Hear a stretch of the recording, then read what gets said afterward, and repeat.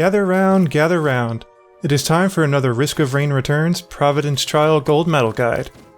Considering there are likely some people struggling with this one, I decided to go ahead and knock out this challenging and potentially rage-inducing trial known as In the Clouds. Don't tell me we haven't even reached the Cloud City yet! The medal time for In the Clouds must clock in at under 45 seconds. However, completing it within 154 will award you with Artificer's alternate utility skill known as Tectonic Surge. You make use of a modified version of this skill during the trial, which causes your gravity to be reduced for a short time after activating it. In the Clouds is all about practice and getting super comfortable with how the surge mechanic functions, and unfortunately there isn't a quick and easy way to medal this one. But I will try my best to give some pointers. The trajectory of this skill is very tough to get right in this trial, and it really depends on what direction you hold when activating it.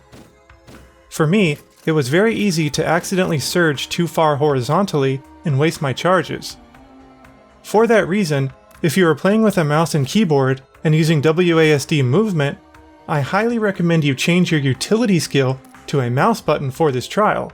Otherwise, you might be controlling everything with just your left hand. I personally made this change and it helped quite a bit. In this trial, there are two routes you can take. The more obvious path is up the chain and to the right. It is the slower of the two routes, and it is also easier to pull off, and the way I recommend going if you only care about the unlock.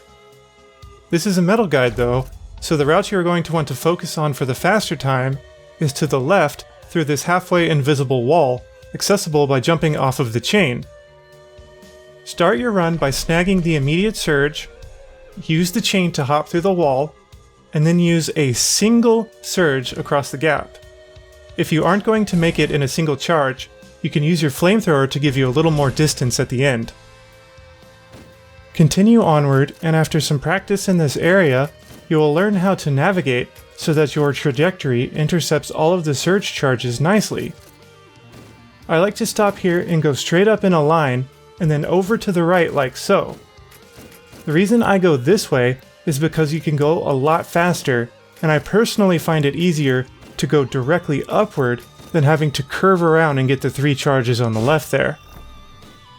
I believe the current world record holder also goes this way. If you find yourself zigzagging at sharp angles and not getting much airtime, this is likely due to holding left or right when you use your ability rather than up, causing a more aggressive surge to the side. Do your best to avoid doing this, as it is a sure run killer. There isn't much to say for these parts, other than learn a route you are comfortable with, and try to get consistent by going the exact same way each time. The rest just comes down to having smooth and clean Tectonic Surge execution. I took it pretty slow right here, since I didn't want to choke and wasn't trying for a world record or anything. Eventually you will come to a Hopu feather. Grab it and use the double jump to reach the ledge. If you have a single surge charge or more available, you can immediately jump straight up to the finish line to end it. If you do not have any charges, you will need to double jump across the gap and snag the 2 surge charges on the right. Obviously the first way is faster, but you can still get a medal time regardless. I will go ahead and play that run back without interruptions. This trial took me much longer to get familiar with than any of the other trials so far. If you find yourself not making progress, take some time to really work on your surge jumps and learn how holding different directional buttons will affect it. If you keep at it and get comfortable with the modified Tectonic Surge, I am confident that you too can pull this one off. I am currently working on the other 2 trials that unlock Artificer's alternate abilities, and I plan to continue through all of the Providence Trials I haven't completed yet. So be sure to keep an eye on this channel if that is something you might be interested in seeing. Thank you for watching, and happy hunting!